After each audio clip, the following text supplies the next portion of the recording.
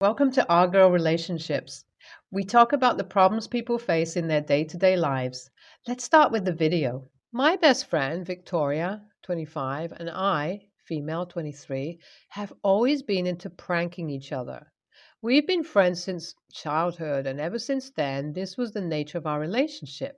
For the post, it is also important to note that Victoria and I both met our partners during undergraduate school. I met Alexandra and Victoria met Henry, and as it turned out, Alexandra was much like Victoria. And when it came to sense of humor, he was a prankster and we mess around with each other. This wasn't the case for Henry, though, because he was quite opposite to not only me and Alexandra, but Victoria as well. He was the serious, quiet, and shy kind. The one who didn't take jokes all too well, but that was just the case initially because eventually, as time passed by, he came along and started adjusting with us. All the while, we tried to blend in with his personality.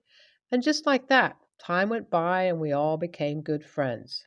So much so that Alexandra and I got the opportunity to become a part of the wedding party. All seemed well, and I was grateful that I made these amazing friends and thought this was a forever thing until this happened. Well, you see, it's currently been 3 years since Victoria and Henry had been married. So, as you all might have imagined, Victoria and Henry had become closer on a completely different level, but that just didn't seem to be the case because as time passed by, not only I, but Alexandra could notice the two of them getting distant. This was confirmed to us by Victoria as she ranted to me about how she didn't understand why Henry was becoming more and more distant with her. She even cried in my arms as I comforted her, and after telling her that she always had my shoulder to lean on. I thought that was it, and I moved away from that situation as Victoria never brought it up. So one day, Victoria pulled a prank on me. This prank was nothing out of the ordinary. She had taped something to the bottom of the mouse, making me unable to use it while I was working. Well, although it slightly annoyed me, I wasn't going crazy over it and just pretended to get really angry. Well, it was during this time that Victoria went along with it and started saying that she would do anything for my forgiveness. And boy, saying that I regret telling her this would be an understatement because this statement was quite literally going to turn her life upside down, and it did. I was in a really playful mood at that point, and to mess with her more, not keeping the fact that Henry and her were going through a rough patch, I decided to tell her to do her best prank on him. She seemed a little anxious hearing that, and honestly, I wouldn't have minded if she didn't do it, but she seemed very excited, and that had me enthusiastic as well, and all until the next time when I saw this. Well, it was about 6 a.m. in the morning as I had woken up to pack lunch for Alexander. We have a ritual after that where we grab breakfast together while watching the news, so as usual, that's what we did. I put his lunchbox on the table and sat on the dining table to grab myself some coffee. Just as I was doing that, I heard Victoria's name. I turned my back to hear what the talk was about because, of course, if I'm going to hear my best friend's full name being called out, it's going to take my attention. Well, I wish I didn't because I sat there, stunned, as I heard the local news reporter talk about how an accident had been caused in our locality, and although no one was hurt, there were damages done to a few houses. I was dumbfounded as I saw the car in the video footage belonged to Henry, and even more shocked as they showed another footage of Victoria entering into Henry's car and messing with its gears. The news outlet talked about how Victoria gave her statement that it was a prank and how she had never intended to let Henry drive the car, stating that it was the reason that she messed with it to begin with. As soon as Alexandra and I saw this news, we immediately called up Henry, who didn't pick up our call. We called Victoria, obviously not expecting a response, and that is what happened. It had been about an hour since Alexandra decided to take a leave from work because I had begun panicking. All until I received a single text from Victoria's mom saying how I was wrong for tempting her to go past this lane while her marriage was already suffering. I knew what was about to happen. I knew it was about time that I was going to get blamed for everything that ever happened, and that is what I saw happening. One after the other, as more and more of Victoria's family and friends started texting me, blaming me for everything that happened. I think I hit the worst when my own family got the news and started sending me texts talking about how disappointed it was for them to see me ruining my best friend's marriage.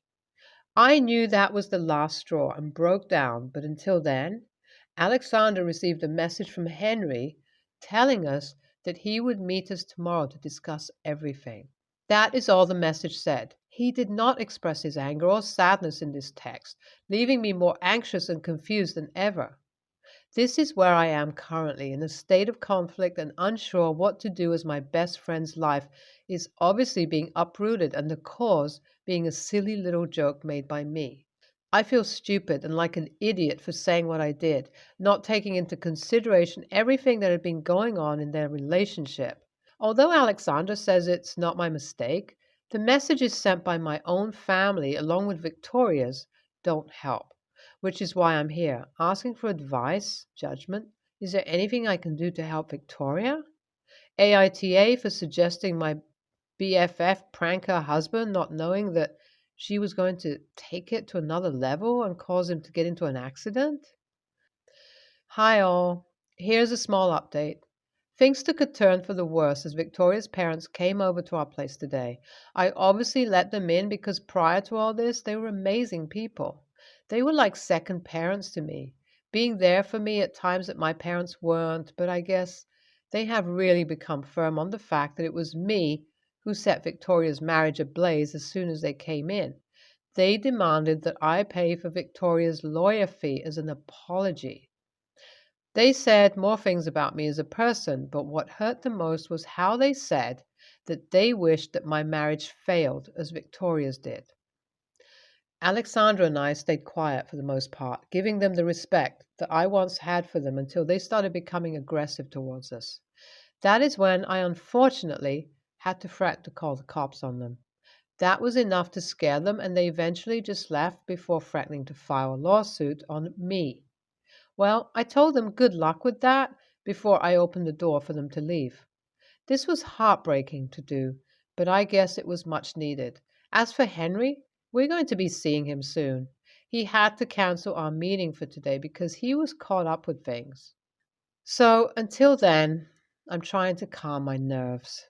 It's been a week since I last posted. I finally got the chance to meet up with Henry along with Alexandra and finally sat us down and explained to us the entire situation. Apparently, the car accident was just the tip of the iceberg. The real reason why their marriage had started going downhill was due to the fact that many of the pranks that Victoria had started to pull started revolving around flirting with her boss, Parker. According to Henry, their pranks started off innocent until about a year back, where they made it their aim to make him jealous. I immediately knew where this was going. Everything just started to click, but I sat there and listened to him as he continued to explain how he slowly started to see signs of cheating, like she had started coming home late, being secretive with her phone. Henry had already become alert, trying to find signs to confirm his suspicions until the challenge I gave Victoria acted as a golden opportunity for him, as her plan to prank him sort of backfired on her. Initially, she was planning to leave her phone unlocked with a photo of her and Parker.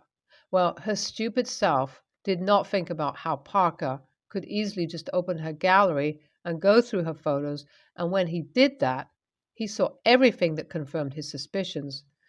But unlike the plan, he stayed quiet, deciding his exit plan in the morning when this all happened. She had messed with his car because she knew he'd be mad at her, but would make him somehow wait. As stupid as it sounds, she really thought it would work, and it is needless to say, it didn't. Thankfully, as everything that happened was recorded on the security footage, it was easy for him to file a report with the cops and sue for damages. Ever since then, Henry has been planning to move out and explain to everyone what happened, including Victoria's parents, who previously had no idea about Victoria's relationship with Parker. Her parents and relatives have apologized to me since. My friendship has blown up within the span of a week, and I know it's going to take me a while to not only get over it, but also accept that I am likely never going to see her. Victoria is currently looking to face at least a couple of months in prison, losing her job and losing her house along with her marriage. I really hope this affair was worth it for her because I know that losing a living man like Henry for a dickhead boss like Parker, who will treat you as nothing but a side piece in something that everyone will afford. As not only I, but Henry and Alexander too embark on this new chapter without Victoria, I hope it all works out. And lastly, thank you all for your amazing advice and judgments. NTA. Who else thinks that there is more to the story except for just the accident? Even with the way OP describes Victoria in a positive light, she gave me a bad vibe. I personally feel like you're not the a-hole because you never directly told her that, but you really need to reconsider her friendship with you. NTA, I feel like you should wait until you talk to Henry. It will honestly help you decide for yourself if you're wrong here, and if so, how wrong. I, 32, female, am the eldest child in a family of 8. Dad, mom, 2 brothers, 17, 25, and 3 sisters, 29, 27, 15. Our parents told me I was adopted when I was 10. All my siblings knew I was adopted, but I was never treated any differently, and I had never felt like I wasn't a part of the family.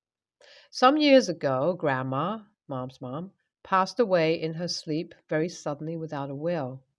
As a result, Mom had a lot of trouble with her siblings when it comes to splitting assets.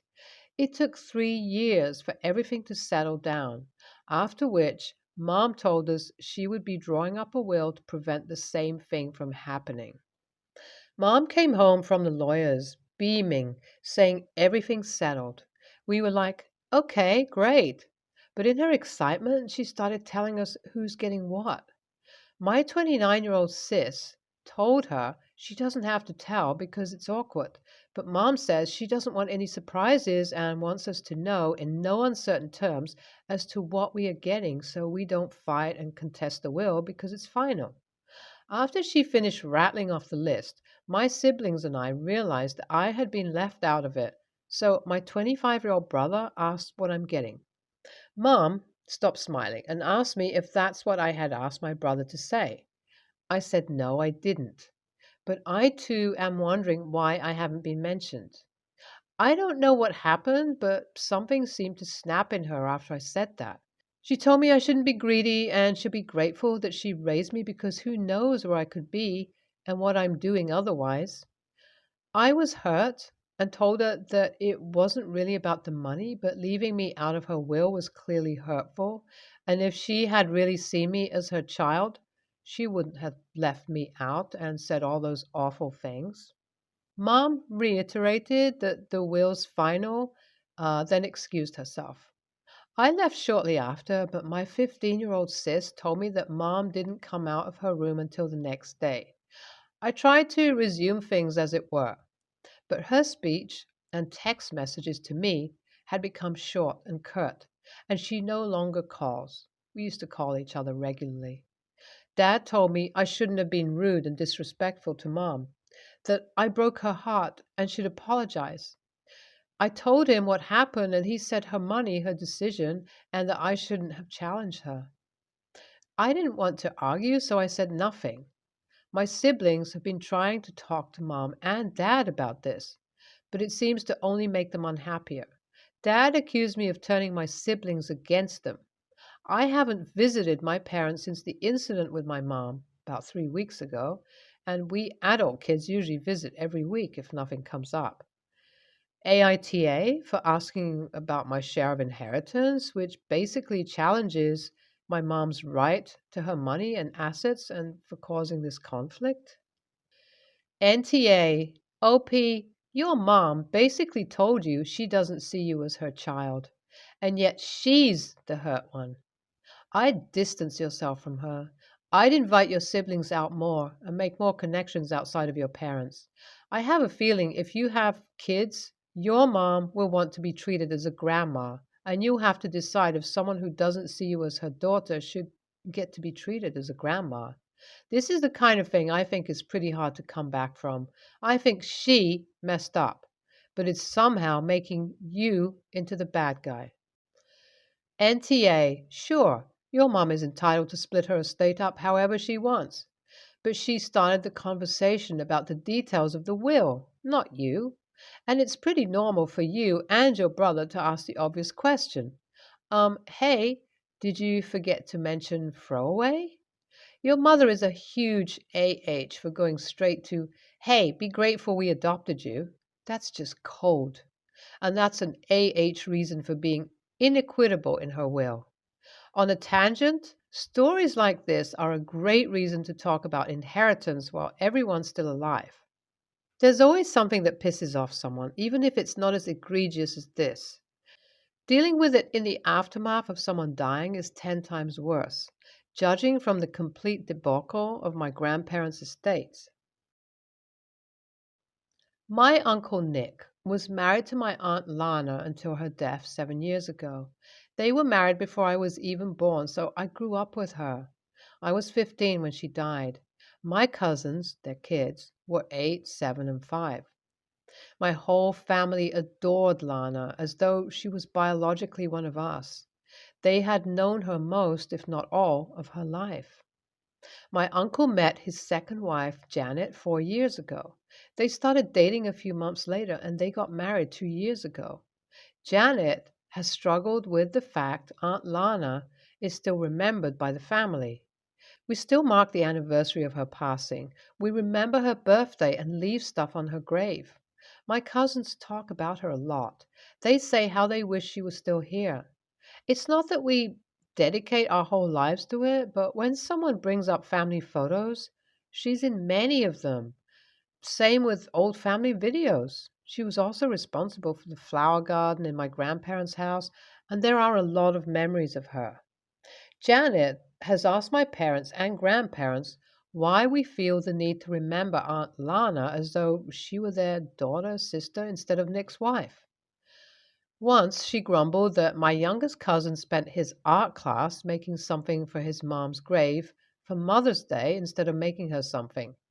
She has asked my parents and grandparents to take down the old family photos that include Lana.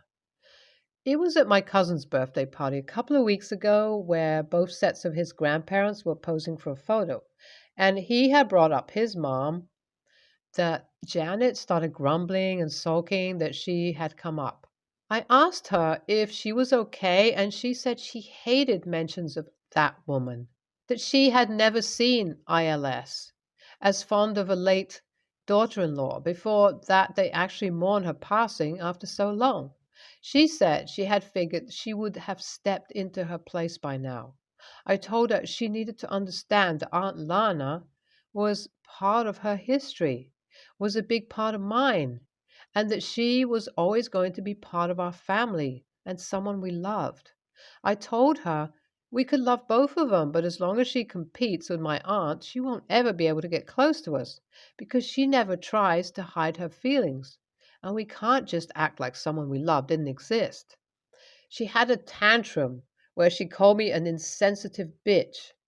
She told me I should have been dropping to my knees and apologizing for making her feel less than, but instead tell her she has no right to expect her place in the family to be put before a dead woman. I was shocked, as were the rest of the family who were very unhappy with her, especially Uncle Nick. But I do feel kind of bad. AITA? Yo, what? She got mad because your cousin made something for their mother's grave? NTA, if you compete with the dead, even more so when they were well loved, when they were alive, you're going to lose, hands down. NTA, she passed away. It's not like she abandoned them. Also, the fact that your family remembers her so fondly says a great deal of her as a beautiful person. Why should that person go into oblivion? It wouldn't be fair to her or her kids who want to remember her. This new wife should create her own space in the family, but being petty won't help at all. NTA, Lana died. It's not like there was a bitter divorce. She was an active member of the family. Janet should be concerned with what she brings to the family rather than what she's trying to get rid of.